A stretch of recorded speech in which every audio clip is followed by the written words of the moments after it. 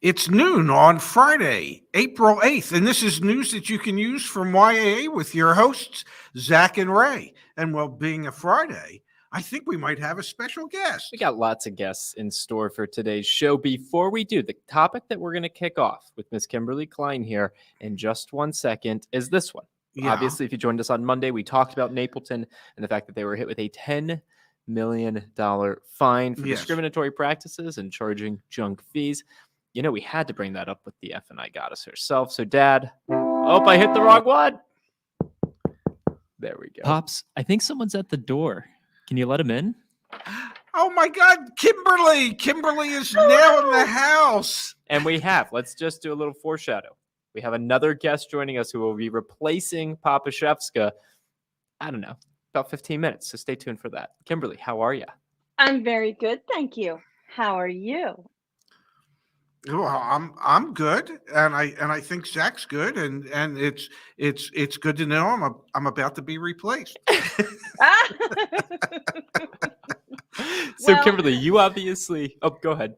I was just gonna say I wore my love shirt for you today, Ray, because I knew you were going to be replaced ahead of time. I know you didn't know, but I wore my love shirt for you just to show some love. I truly appreciate that. At least someone's got me in their heart. Yes. It's tough love around here, isn't it? Yes. So, Kimberly, you obviously saw the news. I think you even may have seen the show on Monday. Let's kick today's conversation off with what happened. Napleton got caught. And I think this is this is the biggest case we've ever seen against a dealer group for charging junk fees, for discriminating. I know you've had a chance to read through, see what happened. Super curious to get your take on it, and maybe you and Pops can go back and forth a little bit. Well, I will tell you that my take on it is exactly what your dad said the other day, what Ray said the other day, and that is to this dealership conglomerate, it's a slap, and they're not admitting guilt. It's the same thing Ray said. It's a slap on the wrist. They're going to pay out some money and not admit guilt, where I also believe that they should have their license revoked for this. But I am hopeful that we'll see more and more of this. As soon as people realize that they're being taken and some of these fees are not real, you're being forced into things, buying things that you don't want to, maybe we will see more and more of these kinds of lawsuits happening. What do you think? I've got to believe that this sends a message, but it's not a very strong message in reality. A $10 million fine sounds like a lot of money. When you're talking about a group that produces probably in excess of $1 billion of revenue a year. No, definitely. 10 million's nothing. And I wouldn't be surprised if the fine is not collected as one giant lump sum check, but might be something where they pay $1 million a year for 10 years or something along those lines. Yeah. And how any of that money makes its way back to the customers that were taken advantage of, to the customers that were ripped off. I'm not quite sure how that's going to happen or if it'll actually end up happening. Yeah. So a fine is a wonderful thing, and it makes for a wonderful headline, but a better headline would have been Napleton Dealer Group's license to do business in the states where they operate have been revoked. And that would get a dealer principal's eyes opened. It would get their attention, and it would get them to reconsider exactly how it is that they want to operate their business. And honestly, I don't think that's asking too much. No, I don't either. I really, really don't. The only thing I can hope is that people get sharper with this, and more of it will happen so that it'll come more to the forefront. Hopefully things will change. Will they? Can I ask you guys a question, though? We had what I'll call Memo-geddon earlier this year. Yeah. You like that? Oh, I like that. Memo-geddon. You can get Napleton after Memo-geddon. Yeah. Okay, when Memo-geddon, if you're not familiar, was Ford sending memos to their dealers. saying don't mark up vehicles over MSRP and don't treat customers poorly. GM sending memos to their dealers. Hyundai, Kia, am I missing one? Genesis. Yeah. All sent memos to their dealers. Don't treat your retail customers poorly. It's reflecting poorly on the image of the brand. And here's what we can do to you. We can say you're breaking subject 8 subsection I of our contract, and we'll not allocate vehicles to you.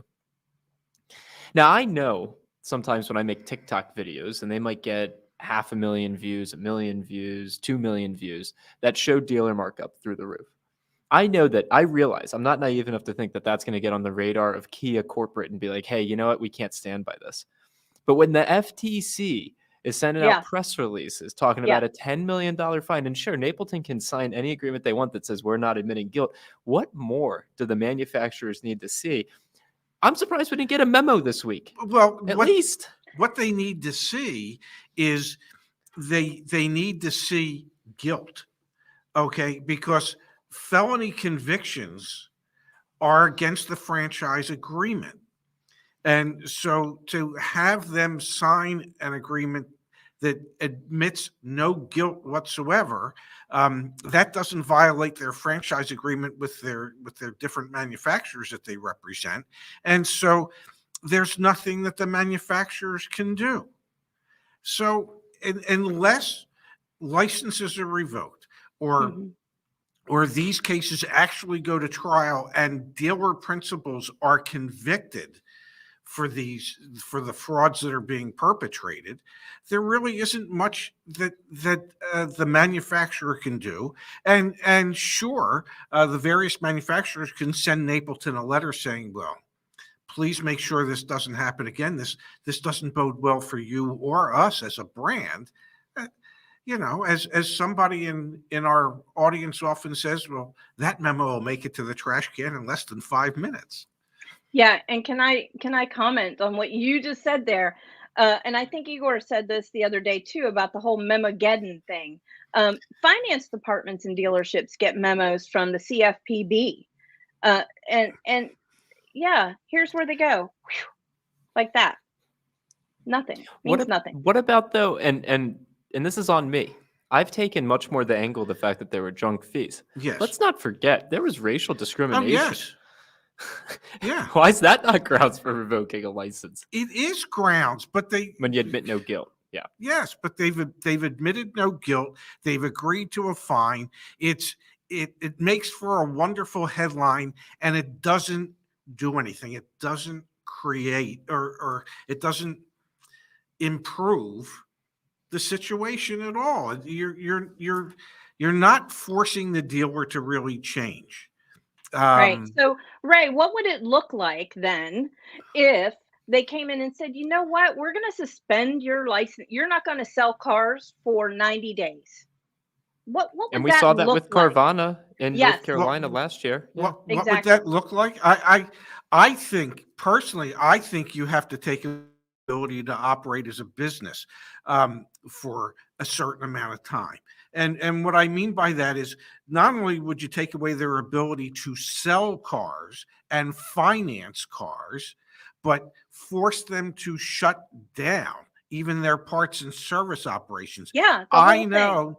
Yes, I know that's not necessarily fair to all the employees in the dealership. I get that. But at a certain point, there has to be enough teeth in these regulations that there's real fear about violating them. And to say to a group this size, you're going to pay $10 million, and it makes a really wonderful headline, but you can continue doing what you're doing because there is no guilt here. That doesn't do anything to protect the consumers out there. And ultimately, that's what it's supposed to be about. We need to figure out ways to force businesses to make different business decisions. This is potentially a good segue. Can I pull up something from the chat and get a quick reaction from you, Miss Kimberly Klein? Tony says, Yes. So will there be a class action lawsuit or individual lawsuits? I do believe the news today is not talking about this huge issue in today's society, which they should. And that's followed up by Skylar in our community, who says, Tony, the news is going to avoid coming down too hard on the people who pay for their advertising. How's that land with you, Miss Kimberly Klein? Oh my God, it just make it, well, as Ray would say, it frosts my cookies. And Skylar is right. And you know this, the both of you know this from, trying to do certain things with news. Everybody's scratching everybody's backs and nobody wants to ruffle any feathers. And I think individual lawsuits are nothing. They're nothing. They're a nothing burger. Don't waste your money. I think it needs to be big, big, big, huge class action suits. And we've got here from Freddie Cash. I'm from Chicago. I bought a Jeep from Napleton, Schaumburg a while ago and called all their BS and got a deal. But they were mad. You are one of the 17% who Yes. didn't get stuck, screwed. who Yeah. didn't get stuck. 83% of their customers paid these bogus fees or were discriminated against based on color. And I don't know how in good conscience you can allow these people to remain in business. I mean, what do you have to do? Let's play the game. All right, let's play yeah, the game. yeah, I was yeah. going to promote dealer reviews, but let's play the game. Okay, the game is what does a Actually, this dealer could be a have to terrible do? game to play. What does a dealer have to do so that their license gets revoked? I mean, really, what? Well, let me ask you both a question. Hold a gun to the customer's head in the finance office? What do they have That's to do? not That's enough. hyperbole. Ray. That's not That's enough. hyperbole. That is hyperbole. That is not true. Is it that they don't need to? Let's be clear. Mm. What Napleton has been accused of and did not admit guilt of is enough to revoke a dealer's license. Do we all agree to that? Yes, absolutely. So the issue is 100%. not the threshold of what you do or don't do. The issue is, can you pay your way out of being held accountable to it? Well, they just did. It was Exactly. called $10 million. Exactly. So it And goes. admit no guilt. So I think the thresholds are fine. You do things that are illegal. They're illegal. The thing is, you can then buy your way out of them being illegal, which money talks. Pockets are deep. The one Yeah. thing that I think can talk. Yes. What's I'm that? proud of this. We launched. I'm gonna try and share the screen. Oh, but it never. All right, Miss Kimberly Klein, give me 1 second. Yep. You. Yeah, gotta figure this out. We launched updates just this morning to the YAA Daily Reviews. If you come here, just go to joinyaa.com/reviews. You can now search. Everything is organized. Okay. Stop it. Yeah. So you want to see, what do you want? Name something. Name something, Pops. You want Napleton? You want a Ford dealer? What do you want? I don't care. I was just looking for some help. Like, you Yeah. can search for Ford dealers. There's 94 community reviewed Ford dealers. How about Ford dealers? Let's just do a big state like California. There you go. There's 9. You can see who's charging at or above or below MSRP. And then you can click into an individual review. You gotta. Yeah, there you go. And you can Okay. see if someone would recommend this dealership to a friend. So Ken says no. He didn't actually purchase, but he contacted them, went to do a test drive with the 2 available Mach-E's were marked up, one 10K, another 15K above MSRP. In fact, they said they do that to all their inventory on their lot. And this was from just a couple weeks ago, about 2 months ago. You can then, if you've purchased a vehicle or been to this dealership as well, so this one was from Ken Grody, you can leave a review of your own on the review. So we've made some updates here to the car dealer reviews, and we hope that this can be very helpful for you, especially as you navigate the opportunities to not get Napleton. Use Yeah. those reviews, make your voice heard there. Yes, but we I love also it. need the state and federal entities to step up and put a stop to this nonsense. Mm. Of course. Okay, words are one thing. Okay, but when the actions never match the words, okay, what good is it? I mean, there can be real teeth in these regulations, and if we choose not to force the dealers to do the right thing, let me just put it this way: it was several years ago that Donald Sterling was the owner of the LA Clippers in the NBA. And he said and did some things that were just absolutely grotesque. And Yeah. the NBA commissioner said, Adam Silver said, we will not stand for this. And ultimately they forced them to sell the team to someone else. If a that if a professional basketball league can do that to one of their owners, and let's face it, every one of those owners is a billionaire, they can buy their way out of anything. If a professional basketball league can have enough teeth to do something like that, then damn it, why can't the federal or state governments do that? Why can't they revoke licenses? Why can't they just make it plain and simple? If you're going to illegally take advantage of people, we will no longer allow you to be in that business. It's not that hard, at least in my mind. I imagine if it was a small business, it would be no problem. Yeah, If it was a little mom pop, yeah, a little grocery store, a little whatever. Yeah, it'd be no problem. Shut them down. Shut them down now. Yeah, but the truth of the matter is, every one of these states garners a sales tax from these dealers, and the more that the dealers charge, the more sales tax there is. Yeah. So they don't want to lose their revenue, but they really don't want to protect their own residents. Well, how about this, Okay, Pops and Miss Yeah. Kimberly you're Klein? kicking me out. Yeah, I was about to say, Ray's getting a little hot. Pop's getting a little hot. I can see the steam coming off of it. Yeah, I'm thinking of taking off my sweatshirt. Why don't we do a little quick change? Yeah, So bring in a thinner, younger guy with let me hair. see. Wait, maybe I got an app. Let's see. Zach, can you pass the chips? Pops, you already know we ran out of those hours ago. Getting rid of Papa Chef's. We're bringing in. You ready for this, Miss Kimberly Klein? I'm so excited. We're bringing in Justin Fisher. Yay! Hello, Justin.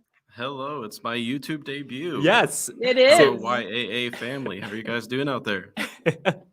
So, Miss Kimberly Klein, we got Justin with us. Justin is YAA's EV expert and now an owner of a Hyundai Ioniq 5. I was thinking, Miss Kimberly Klein, we could take some time, the three of us, talk about your experience yesterday, Justin. But first, let me just pull it up on the screen, this beautiful car, and I'll pull you right back in.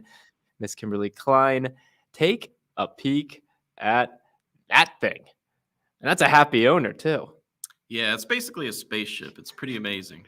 Yeah, it's really, really awesome. Let me get you back in here, Miss Kimberly Klein. I love it. All right, Justin, share with us your experience yesterday, the dealership that you went to. I think you posted a dealership review. And then Miss Kimberly Klein, I want your feedback. Did Justin do a good job, bad job, somewhere in between? Well, I can't Yeah, wait to hear about his finance experience. Yeah, financing was surprisingly not all that interesting, which is a good thing in the financing world. So, yeah, I am an electric vehicle nerd. And what that means is I research everything that I'm interested in.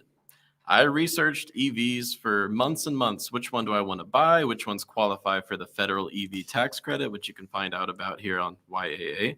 And I ended up narrowing down my search to two options, the Volkswagen ID4 and the Hyundai Ioniq 5. Why did I like those two? Basically, the tax credit. Sure, they don't have the same charging network that Tesla has, but they're amazing vehicles no matter what. And they're a little bit more affordable than a Tesla, still not cheap. And what I ended up doing was, drum roll please, calling 30 dealerships to find out which ones were not charging over MSRP. And that's sad and ridiculous that I had to do that. And it's sad that I had the time on my hands to do that. I ended up finding 3 out of 30 dealerships nationwide who did not charge over MSRP. It's ridiculous. Wow. But I was really, really anxious to give those guys my business. So I found which one is closest to where I live in West Virginia. And then, of course, I made sure that I got everything in writing before making any travel plans. And I ended up finding a really good deal at Hyundai 112 all the way in Long Island, New York. So, oh my God. yeah, it's ridiculous. But it happened. I only spent about an hour at the dealership, and I can say they were honest. They stayed true to their word. Financing was literally in and out. They asked me if I wanted some add-ons, and I said no, and they said okay.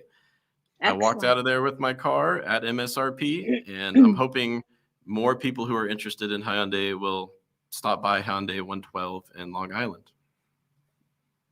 I'm interested. Were you able to drive? How far can you drive? Were you able to drive from, excuse my nativity when it comes to EVs? I'm not a fan, but were you able to make it from Long Island to Could you make it from Long Island back down to Southern West Virginia? No, I would have to charge twice to make it from New York to West Virginia. But right Gotcha. now I'm here in the wonderful YAA studios. Yes. Worldwide And headquarters in Bethesda, Worldwide. Maryland. Come hang Yep. out with us. I charged once to make it to the DC area. And another big reason that I chose the Ioniq 5 is that it charges so fast. This Oh. is not one of those sit around for an hour, wait for it to charge vehicles. It charges Yeah. in 20 minutes.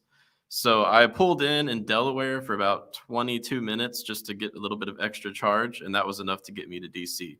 So at YAA Electric, one of the things Zach and I are going to do is try to make EVs approachable. Yeah.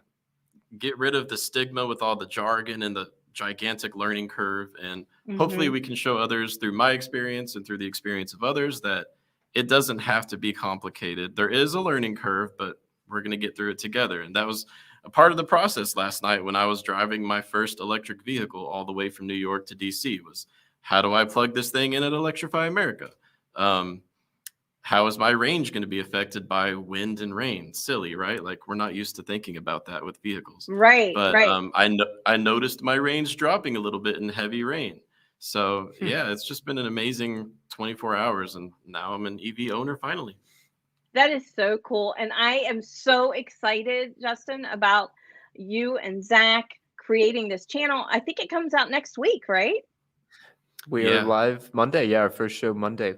Yeah, and we'll be covering Yes. everything from just EV ownership to automotive industry news, Yeah. EV investments, the new models coming out. But I really hope that we spend a lot of time emphasizing what's it like to live with an EV. Yeah. Maybe you don't watch hundreds of hours of YouTube videos about EVs like I do. What's the process going to be like whenever you start shopping around and cross-shopping different EVs versus hybrids, combustion vehicles, things like that? So I'm really looking forward to it. That is so cool. I am so excited. So your experience, did you finance or did you pay cash, Justin? I financed, but I made so- sure that I had a reasonable down payment and a reasonable monthly payment. I'm definitely a numbers guy, and I'm not willing to have a ridiculous monthly payment. So Excellent. Excellent. And so did you have that all put into place, obviously, before you got there? Is that something that made going through the finance office faster and easier for you? yes, so in order to make sure that I showed up on Long Island with an actual car to buy, I did place a $500 refundable deposit on the vehicle that I wanted. It got me an actual VIN number. I knew exactly what I was getting. And once I got there, I went ahead and put the rest of my down payment down, and it went smoothly from there. Did you get outside financing or did you finance through the dealership, or did they arrange a loan for you? I brought a competitive offer from Chase, which just happened to be outside financing that I had available to me. And they ended up giving me just the Hyundai automotive financing for 3.15%. Excellent. Excellent. And I have one more question for you. And I think I already know the answer. You've already answered this, but was there any, did they try and force ads on the front end?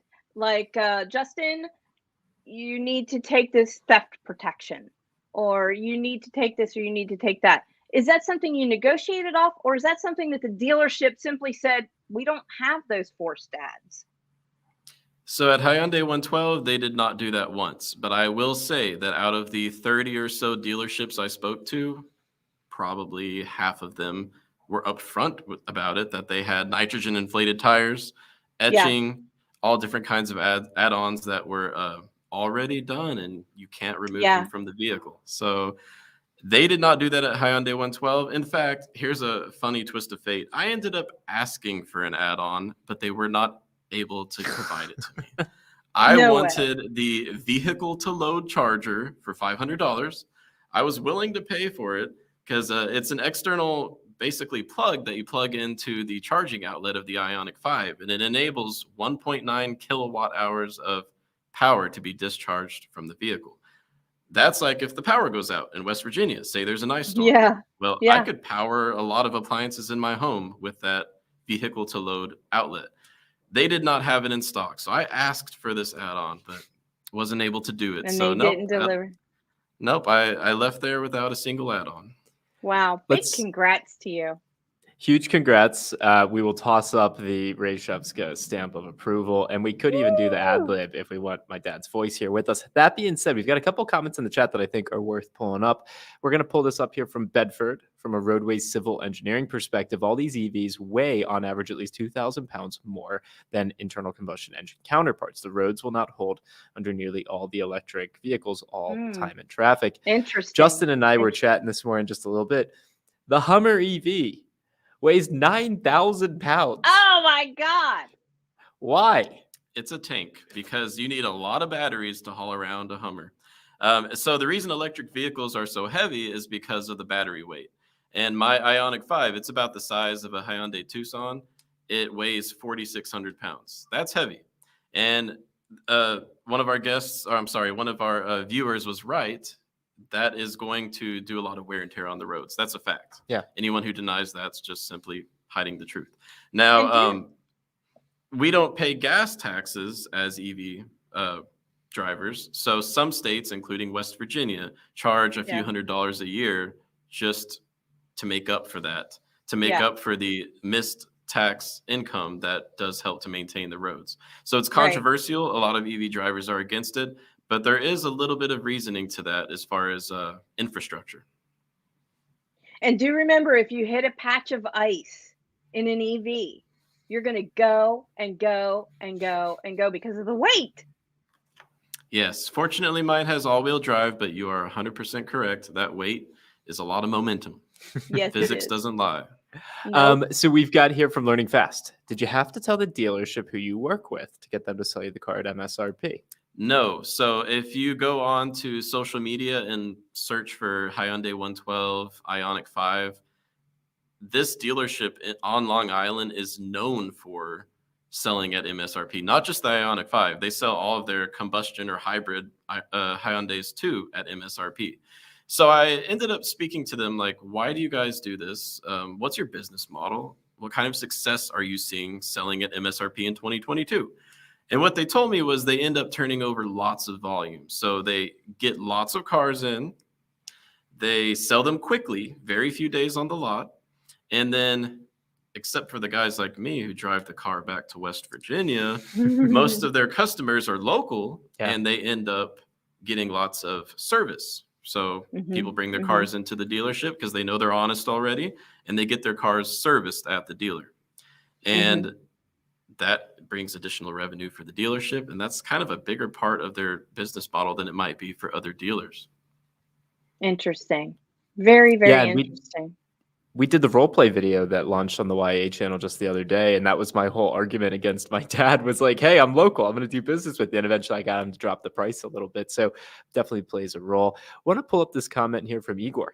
10% out of 30 dealerships that are willing to sell at MSRP. That's crazy.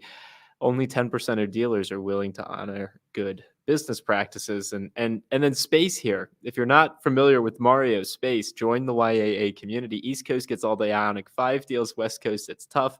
Space is out there on the West Coast. He's trying to help our members find those Ioniq 5 deals, and it is hard pressed. He is hard pressed to do that. Yeah. There was one dealer in Maryland charging $15,000 over MSRP for the exact car Wow, for the exact same car. Yep. I cannot reinforce this enough. Please, and I'll even ask you just like, let's add that to the, maybe we need to change them from car dealer reviews to just like dealer markup tracker or something like that, because that's the type of information that hopefully, because you called 30 dealerships and you found the 3 that are worth doing business with, we can let the cream rise to the top. Hey, go, if you're going to buy an Ioniq 5, do business with these 3. Don't do business with these 27. I hate to be so black and white about it, but $15,000, I don't have $15,000 sitting around like that's, and someone just walks in there. And that more than eliminates the federal EV tax credit that people can get from buying an electric vehicle. If you're paying $15,000 over MSRP, what's the point? There were other dealerships around the country or around the East Coast, because I only called around a generous 500-mile radius. Sure. But there were other dealerships in the area that would sell to in-state residents at MSRP, and that's great. So I want to find a way to let people know about that on YAA Dealer Reviews, because if I had lived in Pennsylvania, I probably could have had my Ioniq 5 at MSRP 2 months ago. Yeah. I don't. Interesting. I just have one last really quick question for you. Were you able to get your hands on a Volkswagen? The I test ID? drove one. The Okay. ID4, yes. I Yeah. test drove the Volkswagen ID4. They're very similar in range. So the Ioniq 5 all-wheel drive, it gets 256 miles of range. The ID4 from Volkswagen, it gets about 260 miles of range. So it's the same ballpark, right? But Yeah. a big difference is that the Volkswagen ID4 charges quite a bit slower. So ID4 owners, Ah. they need to expect to hang out at the charging station for like 40 minutes, whereas Ioniq 5 owners can hang out for 20 minutes, which during the one charging stop I had last night on my way in, that wasn't enough time for me to go in and eat my snack and get some coffee. I honestly went to 22 minutes of charging because I was still finishing up what I was doing, taking my break. Yeah, so ID4 owners, that technology might not age as well if you're looking Yeah. 5 years into the future. And that's a really interesting dynamic with the current 2022 models of EVs we have. Which ones are going to be quote unquote future proof and which ones are going to be possibly not a good used vehicle to sell in 5 years' time. One Right. other thing I'll say from a personal perspective about the ID4 is the outside looks great, but in my opinion, the interior is a little bit plasticky. It looks a bit cheap. And that was another thing I liked about the Ioniq 5 is it's basically a spaceship. It needs like an ejection Awesome. seat and some boosters on the back. Yeah. That's so Yeah. cool. Well, Miss Kimberly Klein, I heard Justin shared with me earlier on his West Virginia tour. He's going to stop by, let you take a spin. So, okay, maybe I just planted that seed. But one of these days, we'll all spend some time in the Ioniq 5. I want to say thank you, Justin, for on your drive back to West Virginia, stopping here by the YAA World Headquarters in Bethesda. YAA Electric, if you're not subscribed to that channel, Monday, Wednesday, and Friday at 11 a.m. Eastern, Justin and I are going to be going live, talking headlines, talking EVs, talking his ownership experience, the whole 9 yards. Maybe Miss Kimberly Klein, you'll even be a cameo guest on that show from time to time. Maybe. I'm not We'll so. see. Yeah, maybe. We'll see. I don't know. We'll see. I'm looking forward to that. Please go subscribe there. And the dealer Yeah. reviews, I'm going to think about that this weekend, guys. And if anyone in the chat has suggestions, because I think dealer reviews is good, but I think we're missing out on like the work that you did. Remember that story from a gentleman named Pill who was in the Chicago area trying to buy an Audi or a Toyota? I forget what it was, but the spread was like $15,000 from the 12 dealers he called. You got Yeah. to be able to capture that data in a way that helps others. Miss Kimberly Klein, Friday with you is fun as always. Thank you for Always. being here. Thank you We for should having me. let everyone know, and then I promise I'll shut up. We should let everyone know that Kimberly's going to be coming down to our headquarters later on this month. So we'll do a stream together. We're going to be filming a bunch of role play content together. Really looking forward to that. Yes. And just I appreciate both of you so very much. And I We want to say one more appreciate thing. EV skeptics, you're welcome at YAA Electric because I love the hard questions. We don't have to get into the technical details, but we can if you want to. So I look That's a forward to seeing great you way there. to put it. That's a great way to put it. EV skeptics. Oh my God, Zach, can we buy that? EVskeptics.com? Okay, there's 290 people here. Please, no one go buy that because then you're just going to charge me more to buy it, which is good business. But then I don't want to get Napleton. No, we don't want to See, get it really Napleton. works. No. Kimberly, have a great You too. have a great day. Justin, thank you for being here. Pops, you over there? Is he still there? Don't forget to tell the folks we won't see them tomorrow night. They can't hear you, Dad. All right. See you, Kimberly. All right. Bye, guys. See you, everyone. Bye-bye.